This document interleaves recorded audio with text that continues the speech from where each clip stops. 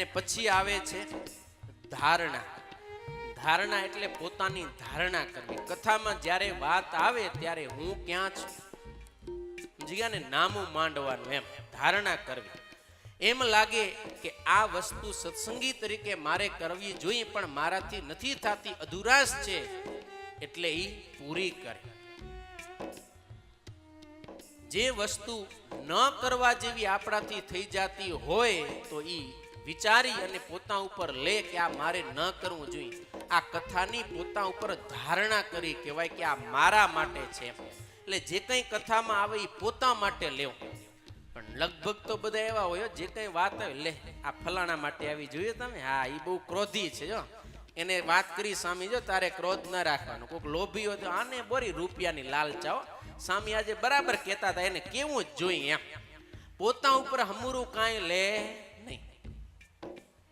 એક સ્વામી કથા કરતા હતા, એક બાપા, એની એવી ટેવ કે તમે ગમે એમ કરો ને એને ઊંધું જ આવે, સીધું આવે જ નહીં. આવડો મોટો પ્રસંગ હોય અને જો તમે પત્રિકા કરી હોય ને તો શું કે ખબર કે પત્રિકા શું કરવી, કે ગામમાં બધાને ખબર જ ન હોય, હવા હવારાનો ઉત્સવ કરવાની, ખાલી ખાલી રૂપિયા વાપરો, એ કે પોસ્ટર લગાવો ને બેનર લગાવો ને બધાને ખબર જ છે ને બધા આવવાના જ હોય, એમાં પત્રિકા બત્રિકા કાંઈ કરાય નહીં. અને જો તમે પત્રિકા ના કરો તો કે હું રૂપિયાનો લોભ કરતા હશો, 2 રૂપિયાની પત્રિકા કરવામાં હું ઓછું થઈ જાય. તમે પત્રિકા કરો તો 2 માણસને ખબર પડે તો કોઈક આવે ને કથાનો લાભ લઈને કોઈકનું જીવન સુધરે. લોભ કરો પડ્યા. પત્રિકા કરો તો એ પ્રોબ્લેમ, ના કરો તો એ પ્રોબ્લેમ, ગમે એમ કરો બાપાને સીધું જ ના આવે.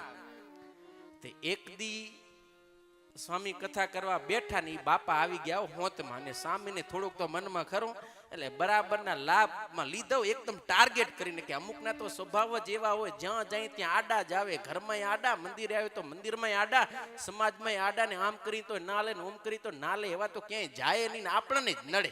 એમ બરાબરના અડધી કલાક લીધા ને પછી કથા પૂરી થઈને બાપા આવ્યા, વાહ સ્વામી વાહ, આજે તો તમે બરાબરના લીધા હો. આ યુવાનિયાની જાત જ એવી કે તમારે તો તારે કીધે જ રાખવાનું એને હોય. સમજ્યા તમે શું કીધું? એ કે યુવાનિયાની જાત જ એવી તમારે કીધે જ રાખવાનો. પોતા ઉપર ન લીધું, કેના ઉપર નાખ્યો? યુવાનિયા ઉપર.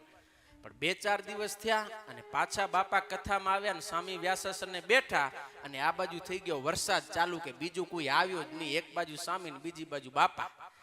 સ્વામીને થયું કે આજે તો બરાબરના લાગમાં આવ્યા હો.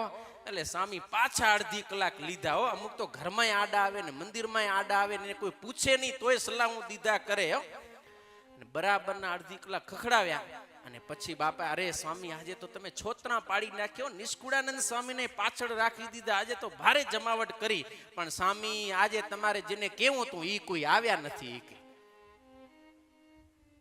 પોતા ઉપર તો બાપાએ ક્યારે લીધો નહીં.